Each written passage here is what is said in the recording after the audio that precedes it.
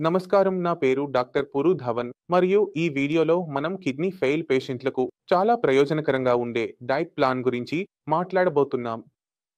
కాబట్టి kidney fail patient శరీరంలో చాలా విషయాలు జరుగుతున్నాయి. కిడ్నీ చెడిపోతుంది. కిడ్నీ చెడిపోవడం వల్ల శరీరంలో యూరియా వంటి వ్యర్థ పదార్థాలు చేరుతున్నాయి. మనం పేషెంట్ యొక్క ఆహారాన్ని మార్చి మెరుగుదల తీసుకురాగలిగితే పేషెంట్ శరీరంలో వ్యర్థ పదార్థాల ఉత్పత్తి తగ్గిపోతుంది మరియు వ్యర్థ పదార్థాలు తక్కువగా ఉత్పత్తి అవుతున్నప్పుడు అవి రక్తంలో తక్కువగా చేరుతాయి.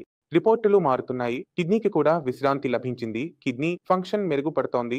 అయితే కిడ్నీ ఫెయిల్ పేషెంట్ ఏమి తినాలి, ఎలా తినాలి అనే దాని గురించి అతని పరిస్థితిలో మెరుగుదల కోసం దీనిని మనం చర్చించబోతున్నాం ఇప్పుడు ఈ వీడియోను ప్రారంభించే ముందు నేను కోరుకుంటున్నాను మీరు ఎక్కడైనా kidney function test k.f.t report చదివి ఉండాలి. ఈ వీడియోను ఇక్కడ పాజ్ చేసి మీ కిడ్నీ ఫంక్షన్ టెస్ట్ రిపోర్ట్ తీసుకురండి. మీ అందరూ మీ రిపోర్ట్ తీసుకువచ్చారని ఆశిస్తున్నాను.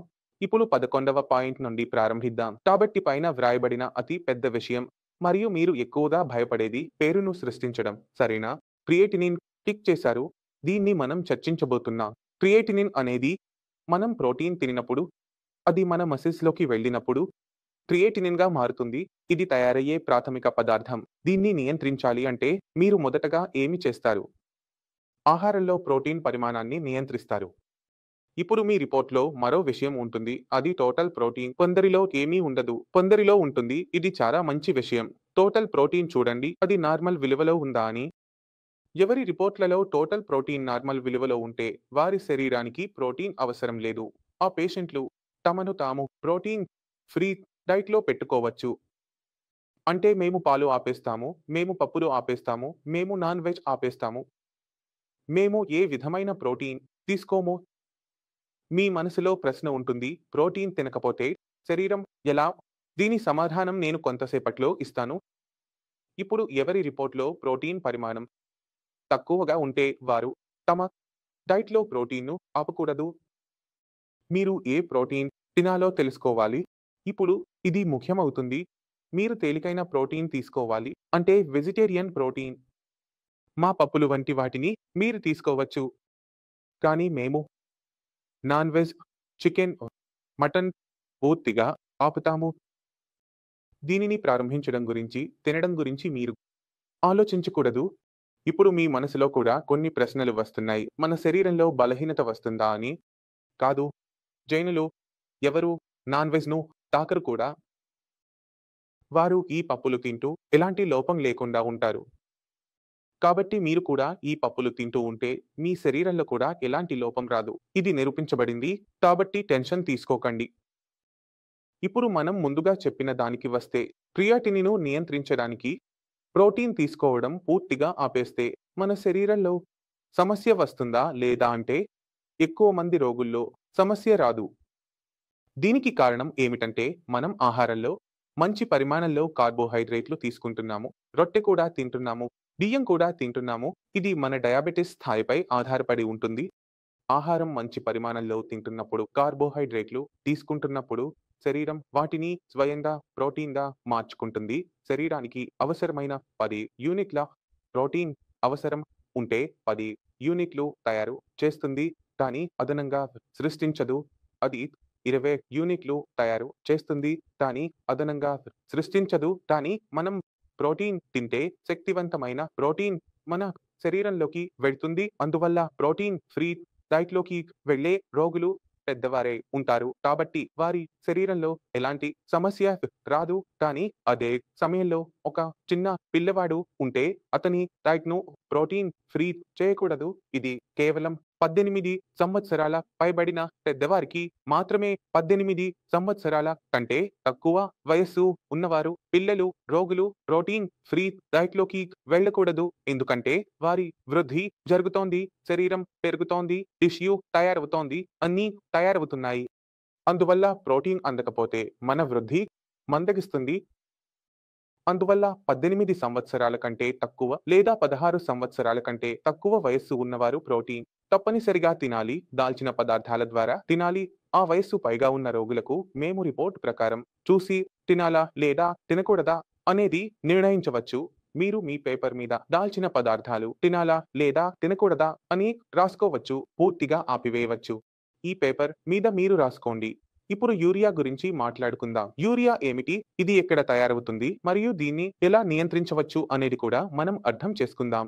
యూరియా మీ కాలేయం తయారు చేస్తుంది. మనం భోజనం చేసినప్పుడు ఆ భోజనాన్ని బ్రేక్ చేసే పని ఎవరిది? అంటే మనది. మనం ఎక్కువగా తిన్నప్పుడు మేము ఎక్కువగా తిన్నాము. మొత్తం నెయ్యి లేదా పూరీలు తిన్నాము, భటూరా తిన్నాము. అప్పుడు కాలేయానికి ఎక్కువ పని చేయాల్సి ఉంటుంది. లేదా మనం రొట్టె, అన్నం తిన్నప్పుడు కాలేయానికి ఎక్కువ పని చేయాల్సి ఉంటుంది. ఆలోచించండి. భటూరా, పూరీలు ఎక్కువగా తింటే మన కాలేయం ఎక్కువ పని చేస్తుంది. అప్పుడు ఎక్కువ యూరియా ఉత్పత్తి చేస్తుంది.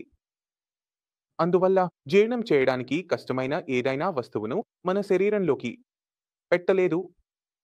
అందువల్ల మొదటి విషయం ఫ్రైడ్ ఫుడ్, ఎందుకంటే అది జీర్ణం చేయడానికి కష్టం. రెండవ విషయం మీరు తీసివేయవలసినది మీ హెవీ ప్రోటీన్ తీసివేశారు. మళ్ళీ చర్చించబోము. ఏదైనా వస్తువు జీర్ణం చేయడానికి కష్టమైతే అది లివర్‌కు పని తెస్తుంది. అది తినడం వల్ల యూరియా పెరుగుతుంది. ఇది గుర్తుంచుకోండి. ఇప్పుడు ఆహారంలో ఉంది. మన రొట్టె అయిపోయింది. పొడి పరాఠా అయిపోయింది. దానిని పరాఠా అని చెప్పకూడదు. రొట్టె అని చెప్పాలి. మీరు స్టఫ్ రొట్టె తింటే అందులో మీ యూరియా చాలా తక్కువగా ఉత్పత్తి అవుతుంది. మీ శరీరం చాలా మంచి విధంగా జీవిస్తుంది. డయాబెటిక్ ఉన్న రోగులు బియ్యం తినకూడదు. డయాబెటిక్ లేని రోగులు బియ్యం కూడా తీసుకోవచ్చు. కానీ దానితో పాటు ఒక రొట్టె తీసుకోవడం తెలివిగా ఉంటుంది. మీరు ఆహారంలో ఇంత చిన్న మార్పు చేస్తే యూరియా అదనంగా ఉత్పత్తి కావడం ఆగిపోతుంది. యూరియా కారణంగా శరీరానికి లక్షణాలు కనిపించవు.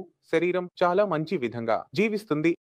ఇప్పుడు మూడవ ముఖ్యమైన విషయానికి వెళ్దాం. దాని గురించి మీ అందరికీ చాలా తక్కువగా తెలుసు. అది మీ రిపోర్ట్‌లో పొటాషియం తక్కువగా ఉంటే అది మీ కండరాలకు శక్తిని ఇస్తుంది. ప్రోటీన్ పరిమాణం అవసరానికి మించి పెరిగితే అది మీ కండరాలను అలసటకు గురిచేస్తుంది. ఇప్పుడు మీ గుండె కూడా ద్రవ్యరాశితో తయారైంది. అది కండరాలతో తయారైంది. పొటాషియం స్థాయిలు పెరిగితే దానిపై చెడు ప్రభావం మరియు గుండె ఆగిపోవడానికి, గుండెపోటు వచ్చే అవకాశాలు చాలా ఎక్కువగా ఉంటాయి. అందువల్ల మీ కిడ్నీ స్థాయి సాధారణంగా ఉన్నా కూడా పొటాషియం మీ సాధారణ స్థాయిని దాటుతోంది. అటువంటి సందర్భాల్లో కిడ్నీ విఫలమవ్వకపోయినా డయాలిసిస్ చేయాల్సి వస్తుంది. కారణం ఏమిటంటే పొటాషియం తీసివేయాలి. లేకపోతే అది ప్రమాదకరంగా మారుతుంది. ఇప్పుడు పొటాషియం శరీరంలో తయారవదు. క్రియాటినిన్ మరియు యూరియా శరీరంలో తయారవుతున్నట్లుగా ఈ పొటాషియం శరీరంలో అసలు తయారవదు. ఇది కేవలం ఒకే ఒక వస్తువుతో వస్తుంది. అది మన ఆహారం. ఇప్పుడు ఆహారంలో మనం ఏమి చేయాలి? పొటాషియం ఎక్కువగా ఉన్న వాటిని నియంత్రించాలి. పొటాషియం ప్రతి ఆహార పదార్థంలో ఉంటుంది. మీరు ఏదైనా పండు తినండి, కూరగాయలు తినండి, రొట్టె తినండి, బియ్యం తినండి, ఏదైనా తింటే అందులో పొటాషియం ఉంటుంది. అందువల్ల పొటాషియం ఎక్కువగా ఉన్న వాటిని మనం ఆహారం నుండి దూరంగా ఉంచాలి. కాబట్టి మీ కాగితం, పెన్ను తీసుకోండి మరియు ప్రారంభించండి. కూరగాయల వర్గంలో నేల కింద పెరుగుతున్న బ్రౌన్ రంగు కూరగాయలలో పొటాషియం ఎక్కువగా ఉంటుంది. నేను ఉదాహరణలు ఇస్తాను. ఆలు, సెకరకంద, అరబీ, జిమికంద, తమలపు కాండం, ఇవన్నీ పొటాషియం ఎక్కువగా కలిగి ఉంటాయి. కాబట్టి వీటిని ఆహారం నుండి తొలగించాలి. అలాగే ప్రతి ఆకుకూరలు, ఇవి చలికాలంలో చాలా బాగా వస్తాయి. ఇప్పుడు చలికాలంలో వస్తున్నాయి. మెంతి, పాలకూర, బతువ, చౌలాయి చాలా ఉన్నాయి. వీటితో సాగు చేయకూడదు. అంటే నేను మెంతి రోటి పిండిలో కలిపి తినాలనుకుంటే తినవచ్చు. నేను పాలకూర రోటి తినాలనుకుంటే తినవచ్చు. కానీ నేను దానిని కుక్కర్‌లో వేసి ఉడికించి సాగు చేయలేను. ఈ విషయం జాగ్రత్తగా చూడండి. మీరు మరే ఇతర ఆకుకూరలు, ఉదాహరణకు మెంతి, చౌలాయి తినాలనుకుంటే వాటిని ఇతర కూరగాయలతో కలిపి చేయాలి. ఉదాహరణకు గోబీ లేదా మీ క్యారెట్, మటర్ ఉంటే వాటిని మిక్స్ వెజిటబుల్‌లా తయారు చేయవచ్చు. కానీ కేవలం జూలైలో మాత్రమే ఈ కూరగాయ తినకండి. ఇంత చేయగలిగితే మీరు పొటాషియం పరిమాణాన్ని బాగా నియంత్రించవచ్చు. కూరగాయల విషయంలో ఇంతే నియంత్రణ అవసరం. ఇప్పుడు పండ్ల గురించి మాట్లాడుకుందాం. ఏ పండ్లు తినాలి? ఏవి తినకూడదు? పొటాషియం ఎక్కువగా ఉన్న పండ్లకు ఒక చిన్న జాబితా ఉంది. దాన్ని మీరు నోట్ చేసుకుంటే మీకు చాలా మంచిది. మొదటగా అత్యంత ప్రమాదకరమైన పండుతో ప్రారంభిద్దాం. అది అరటిపండు. అరటిపండులో పొటాషియం ఎక్కువగా ఉంటుంది. అందుకే దాన్ని తినకూడదు. రెండవది, మనం చాలా సున్నితమైన పండ్లు తింటాం. యూట్యూబ్‌లో చాలా ప్రచారం చేయబడినది మరియు ప్రమాదకరమైనది. దాన్ని తినకూడదు అని మీరు గుర్తుంచుకోవాలి. మూడవది, శక్తి పొందడానికి మనం డ్రై ఫ్రూట్స్ తింటాం. కిడ్నీ సమస్య ఉన్నవారు శక్తి కోసం డ్రై ఫ్రూట్స్ తినకూడదు. ఎలాంటి ధరలోనైనా, అది కాజు, బాదం, కిస్మిస్, మునక్క, ఏదైనా డ్రై ఫ్రూట్ చూపించబడుతున్నా, ఎలాంటి పరిమాణంలో చూపించబడుతున్నా, ఇది రక్తం తయారవుతుంది. ఇది శక్తి ఇస్తుంది. పొటాషియంతో ఇస్తుంది. కాబట్టి మీరే ప్రయోగం చేయకండి. శక్తి కోసం ప్రయత్నిస్తూ ప్రాణం పోతే మీరు చెల్లించాల్సిన అవసరం లేదు. డ్రై ఫ్రూట్స్ పూర్తిగా నిలిపివేయబడతాయి. ఎందుకు నిలిపివేస్తారు? నేను మీకు అది కూడా వివరిస్తాను. కిస్మిస్, ద్రాక్ష ఎంత తింటారు? ఇప్పుడు అదే పరిమాణంలో కిస్మిస్ తీసుకోండి. టీ ఉంటే ద్రాక్ష ఎక్కువ, గింజలు ఎక్కువగా వస్తాయి. కిస్మిస్‌లో అది కిస్మిస్‌గా మారితే అందులో నీరు పోయింది. ఉన్న పొటాషియం గాఢమైంది. ఇది డయాథసేట్ మరియు నీటి కారణంగా గాఢమైంది. ఇది కేంద్రీకృతమై ఉన్నందున తక్కువ మొత్తంలో కూడా గణనీయమైన మొత్తంలో పొటాషియంను అందిస్తుంది. ఈ కారణంగా అన్ని డ్రై ఫ్రూట్స్ కిడ్నీ రోగులకు నిషేధించబడతాయి. ఇలాగే మరో విషయం ఉంది. ఇది చలికాలంలో ప్రత్యేకంగా జాగ్రత్తగా ఉండాలి. మరియు ముఖ్యంగా పంజాబీ వృత్తులలో పంజాబీలకు కొన్ని బలహీనతలు ఉన్నాయి. శీతాకాలంలో క్యారెట్ హల్వా, మొక్కజొన్న రొట్టె, ఆవాలు, బెల్లం, చక్కెర తినాలి. ఎందుకంటే అది రక్తపోటును పెంచుతుంది. ఎందుకు పెరుగుతుందో నేను మీకు చెబుతాను. రెండవ విషయం, నేను ఏమి చెప్పాను? మీకు సస్సాన్ కా సాగ్ ఎందుకు మానుకోవాలని చెప్పాం. మీకు చాలా మంచి విధంగా ముందే తెలుసు. మూడవ విషయం మేము చెప్పాం గాజర్ హల్వా. గాజర్ హల్వా తినవచ్చు. కోవా గురించి దృష్టి పెట్టి దీన్ని మేము భవిష్యత్తులో ఏదో ఒక వీడియోలో చర్చిస్తాము. కానీ గుడ్డు అనేది చెరకు నుండి తయారవుతుంది, తీసుకోబడుతుంది. చెరకు రసం తయారు చేసి ఆ తరువాత మరిగించి బెల్లం తయారు చేస్తారు. అంటే చాలా చెరుకులో ఉండే పొటాషియం గుడ్డులో కేంద్రీకృతమవుతుంది. అలాగే కొంచెం మనం గుడ్డు తింటే పొటాషియం పరిమాణం చాలా ఎక్కువగా ఉంటుంది. అది మీ ఊపిరితిత్తులను శుభ్రం చేయగలదు. అది మీ డయాబెటిస్‌కు మంచిది. అది మీకు లేదా మరేదైనా కోసం మంచిది. మీకు చాలా విషయాలు, చాలా ప్రయోజనాలు చూడటానికి, వినటానికి లభిస్తాయి. గుడ్డు నాకు మంచిది, కానీ కిడ్నీ సమస్యల కోసం ప్రమాదకరం. ప్రయత్నించడం ఖరీదు చెల్లించుకోవాల్సి ఉంటుంది. సరే, ఈ ప్రయోగాలు మీరు చేయకూడదు. చక్కెర తినండి. మార్కెట్‌లో లభించే డబుల్ రిఫైన్డ్ చక్కెరను చెడుగా భావిస్తారు. కానీ నేను దాన్ని చెడుగా భావించను. అది మీకు బాగానే ఉంటుంది. కానీ దాని గురించి జాగ్రత్తగా ఉండాలని చెప్పను. ఇప్పుడు మీ నివేదికలో మరో ముఖ్యమైన విషయానికి వెళ్దాం. సోడియం, సోడియం మొదలైనవి. సోడియం మన శరీరంలో ఎక్కడి నుండి వస్తుందో ప్రజలు తెలుసుకుంటారు. అది ఉప్పు. అయితే ఉప్పు ఏమిటంటే, ఇప్పుడు మనకు చాలా రకాల చవకైన మరియు ఖరీదైనవి వస్తున్నాయి. డేటా యొక్క సాధారణ అమ్మకాల నట్టి సాటి విస్తరించింది. ₹150 ధరలో గ్రీన్ కలర్ టాటా లైట్ అని పిలుస్తారు. అతను మీ హిమాలయన్ సోల్డ్ పింక్ సాల్ట్‌లో ఒకటి పొందుతాడు. ఇప్పుడు ఇన్ని రకాల ఉప్పులు మార్కెట్‌లో అందుబాటులో ఉన్నాయి. కిడ్నీ ఫిలిపేషన్‌కు ఏ ఉప్పును తీసుకోవాలి? ఇది ఒక కష్టమైన పని అవుతుంది. మరియు దీన్ని ఎలా సులభతరం చేస్తామో అది మేము మీకు సమాచారం ఇస్తాము. మొదట మనం ప్రారంభిద్దాం. అత్యంత ఖరీదైన వాటితో. అలా ఖరీదైన ఉప్పు హిమాలయన్ సాల్ట్ కదా! ఇది ఎలా తయారవుతుంది? పర్వతాల్లో నీటిని నిలిపి ఆ నీటిలోని నీరు ఆవిరైపోతే కింద మిగిలేది హిమాలయన్ సాల్ట్ లేదా పింక్ సాల్ట్. ఇందులో పింక్ రంగు ఎక్కడి నుండి వస్తోంది? పింక్ రంగు వస్తోంది సహజమైన ఖనిజాల నుండి. ఈ ఉప్పులో ప్రోటీన్ పరిమాణం ఎక్కువగా ఉంటుంది. దీనిని తింటే రక్తంలో రక్షణ పెరుగుతుంది. గుర్తుంచుకోండి. మీ ప్రోటీన్ రిపోర్ట్ చెడుగా వస్తే మీరు మీకు ఒక ప్రశ్న అడగండి. మీరు ఏ ఉప్పు తింటున్నారు? మీరు పింక్ సాల్ట్ తింటున్నారా? ఖరీదైనదా? అయితే ఇది ఈ కారణంగా జరుగుతోంది. ఇప్పుడు దాని గురించి కొంచెం చూద్దాం. సస్తా ఉప్పు అంటే లైట్ ఉప్పు. టీవీలో మీరు యాడ్ కూడా చూసి ఉంటారు. బీపీని నియంత్రిస్తుంది. ఇప్పుడు దాని ప్యాకెట్ తీసుకోండి. దాని వెనుక సోడియం క్లోరైడ్ 85% 15% అని రాసి ఉంటుంది. పొటాషియం ఫ్లోరైడ్ అంటే అందులో పొటాషియం క్లోరైడ్ జోడించబడుతుంది. సింథటిక్ పొటాషియం క్లోరైడ్ జోడించబడుతుంది. ఇది బీపీని నిర్వహిస్తుంది. అది సరైన మిశ్రమం. మీకు ఇది అసలు మంచిది కాదు. మీ పొటాషియం పెరిగి ఉంటే మీరు ఈ ఉప్పు తింటే మీ పొటాషియం ఈ ఉప్పు వల్లే పెరిగింది. కిడ్నీ ఫిలిప్ రోగుల్లో పొటాషియం స్థాయి పెరగడం లేదు. ఈ 2 ఉప్పులను తిన్నప్పటికీ ఇది మంచి విషయం. మీరు పొటాషియం స్థాయిని గమనించాలి. అది భవిష్యత్తులో ఎప్పుడైనా పెరిగితే దీనివల్లే పెరిగే అవకాశాలు ఎక్కువగా ఉంటాయి. ఎప్పుడైనా పెద్ద బోర్డు లైన్ దాటితే ఉప్పు మార్చండి. మీ పని మందు లేకుండా పూర్తవుతుంది. ఇప్పుడు మూడవ విషయానికి వెళ్దాం. అది మీ సాధారణ ఉప్పు. ఇది రూ. 27 ప్యాకెట్‌లో వస్తుంది. ఈ ఉప్పు తరచుగా బీపీని పెంచుతుంది. కానీ దీని లోపల పొటాషియం విలువ శూన్యం. కాబట్టి మీ బీపీ తక్కువగా ఉంటే మీరు ఈ ఉప్పును తీసుకోవచ్చు. సాధారణంగా ఉంటే మీరు తీసుకోవచ్చు. పొటాషియం ఎక్కువగా ఉంటే ఇదే చేయాలి. ఇతర ఎంపిక లేదు.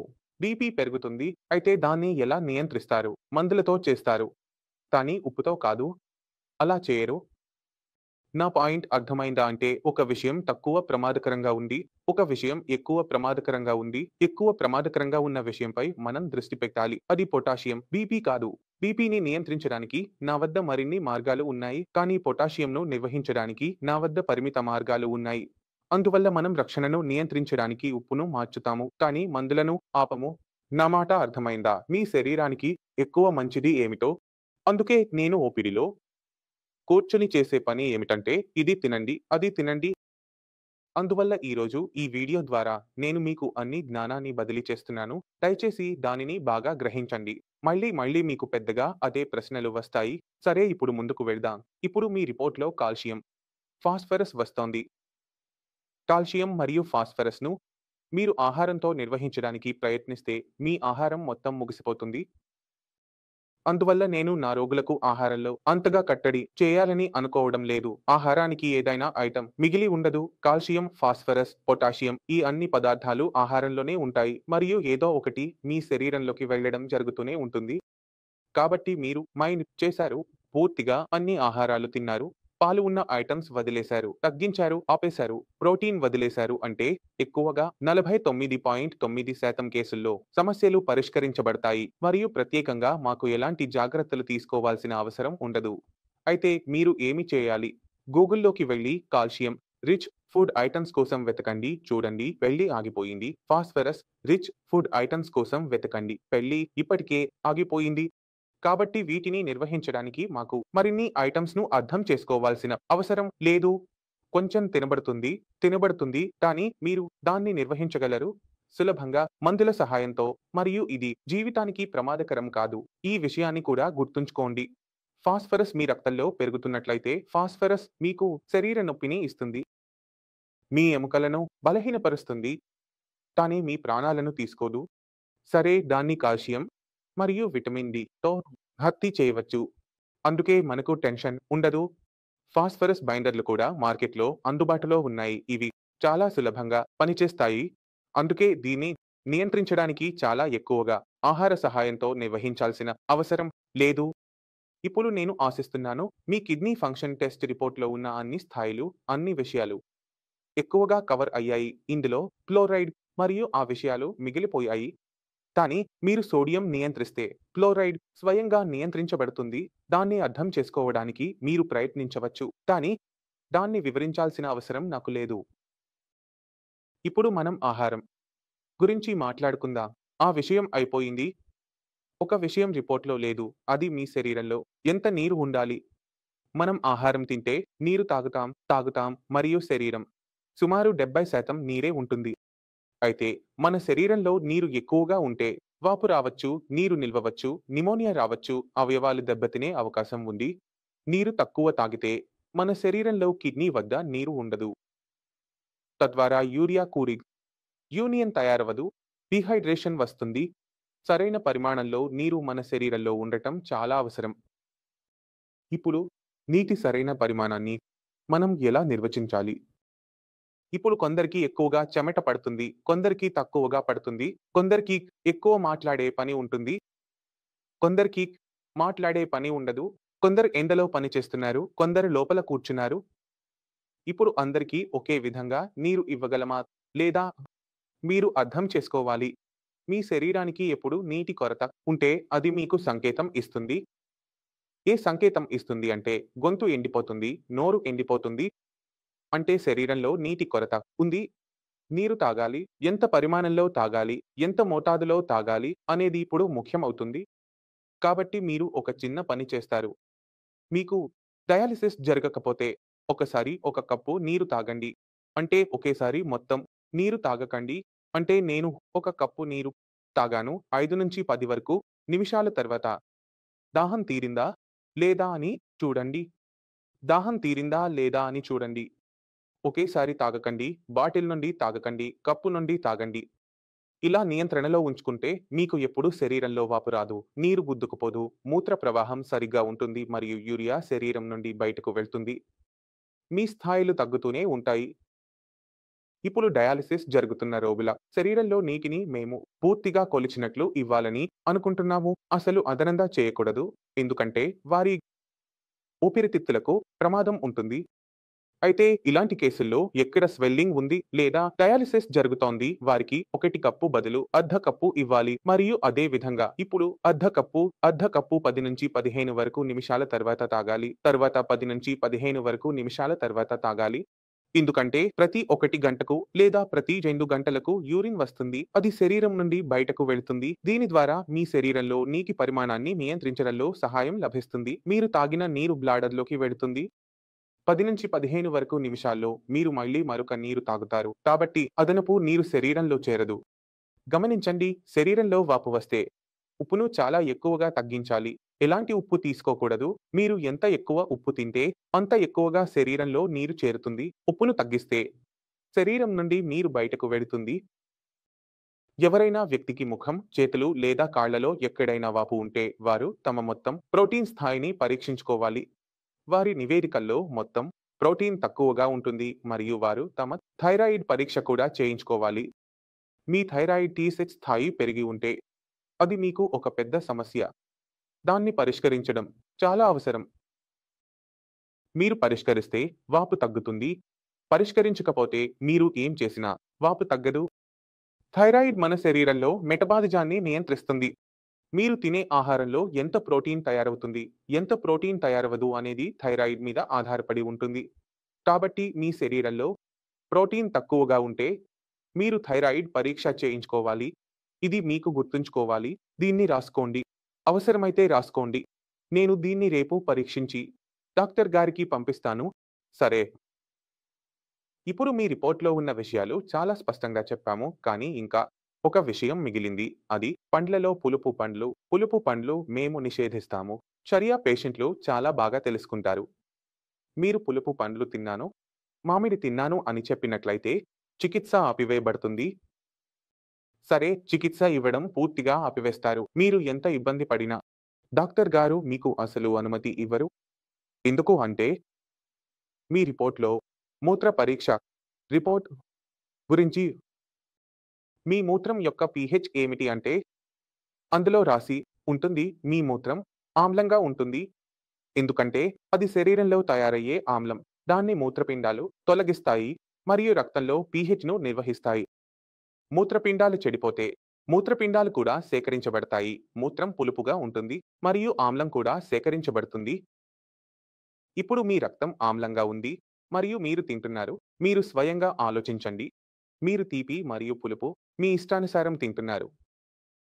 మీ రక్తంలో ఆమ్లం పెరుగుతుందా? లేదా తగ్గుతుందా? 5 నిమిషాల్లో నేను మీకు చెబుతాను. అదే విధంగా మీరు నారింజలు, ముసంబి, ద్రాక్ష తింటే ఏమవుతుంది? టమోటాలు తింటే ఏమవుతుంది? టమోటాలలో కూడా ఉంది. కాబట్టి ఏదైనా వస్తువులో ఏ రకమైన ఆమ్లం ఉన్నా సరే, అది టార్టరిక్ ఆమ్లమైనా ఏదైనా అయినా మీరు తినకూడదు. ఆహారం మరియు ఆమ్లం అంటే వెనిగర్ కూడా నిలిపివేయబడుతుంది. కర్డ్ కూడా నిలిపివేయబడుతుంది. ఎందుకంటే ఇందులో లాక్టిక్ ఆమ్లం ఉంటుంది. అయితే మన రక్తంలోని పిహెచ్ స్థాయిని నియంత్రించాలనుకుంటే మీరు ఈ వస్తువులను నిలిపివేయాలి మరియు మీ శరీరంలో ఆ ఆమ్లాన్ని శాంతపరిచే ఏదైనా వస్తువును చేర్చాలి. ఎప్పుడైనా మన చేతి కాలిపోతే లేదా ఏదైనా ప్రమాదం జరిగితే కాలిపోయినప్పుడు మనం ఏమి చేస్తాము? పాలు ఉంటే పాలు ఇస్తాము, రాసుకుంటాము, చల్లగా రాసుకుంటాము. అలాగే మనకు లోపల కాలుతున్నప్పుడు దానిని న్యూట్రలైజ్ చేసే ఏదైనా వస్తువును మనం లోపల చేర్చుతాము. అది సోడా. ఉదాహరణకు మీ కడుపులో చాలా కాలుతున్నప్పుడు, ఆమ్లత్వం అనిపిస్తున్నప్పుడు మీరు ఏమి చేస్తారు? సోడా తాగుతారు కదా! అదే విధంగా మనం సోడా పౌడర్ లేదా బేకింగ్ సోడా తీసుకుంటాము.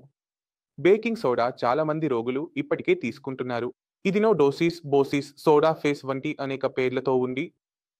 సోడా నెట్ కాబట్టి ఈ టాబ్లెట్‌ను మీరు తీసుకుంటూనే ఉండాలి. మరియు మీరు ఎప్పుడైనా ఎఫ్‌టి చేయించుకోవాలనుకుంటే మీకు కేవలం బైకార్బోనేట్, సీరం బైకార్బోనేట్ పరీక్ష చేయించుకోవాలి. ఇది ఖరీదైనదని నాకు తెలుసు.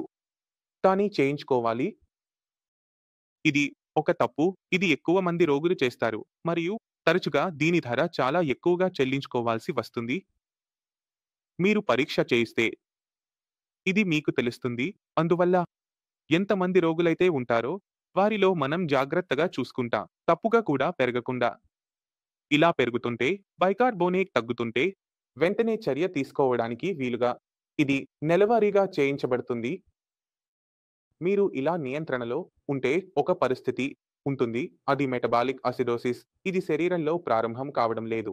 ఇది కిడ్నీని చాలా వేగంగా దెబ్బతీస్తుంది. అందులో కిడ్నీ సికెడి స్టేజ్ 1లోకి వెళుతుంది. సిఎడి అంటే కిడ్నీ క్రమంగా దెబ్బతింటోంది. ఈసీఏడి అంటే చాలా వేగంగా, తక్కువ సమయంలో దెబ్బతింటోంది. కాబట్టి ఈ పరిస్థితిని ఆపడానికి శరీరంలో సరైన మందులను ఇవ్వడం అవసరం. మీరు అర్థం చేసుకున్నారు మరియు ఈ కారణంగా మేము పులుపు, పండ్లు మరియు టమోటా వంటి కూరగాయలను పూర్తిగా ఆపాల్సి వస్తుంది.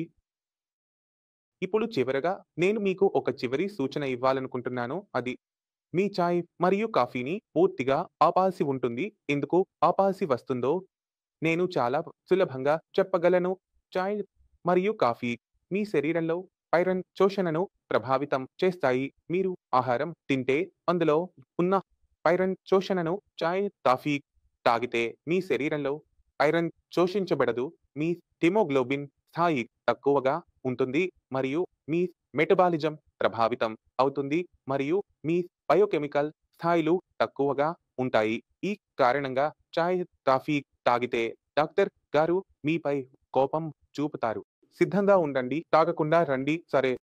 ఈ వీడియో ద్వారా మీరు ఏమి తినకూడదో తెలుసుకున్నారని నేను ఆశిస్తున్నాను. అది చాలా మంచి విధంగా తెలిసింది. ఈ విషయాలను తీసివేయండి. మిగిలిన వాటి జాబితాను తయారు చేసుకోండి. మీకు ఇష్టమైన వాటి జాబితాను తయారు చేసుకోండి. మరియు మీరు ఎప్పుడైనా నా వద్దకు వచ్చినప్పుడు ఆ జాబితాను తీసుకురండి. ఏం తినాలో, ఏం తినకూడదో ఎందుకు చెప్పండి. నేను మీకు మొత్తం కారణాన్ని అందిస్తాను. దానిని వెతకండి. మీకు సమాధానాలు లభిస్తాయి.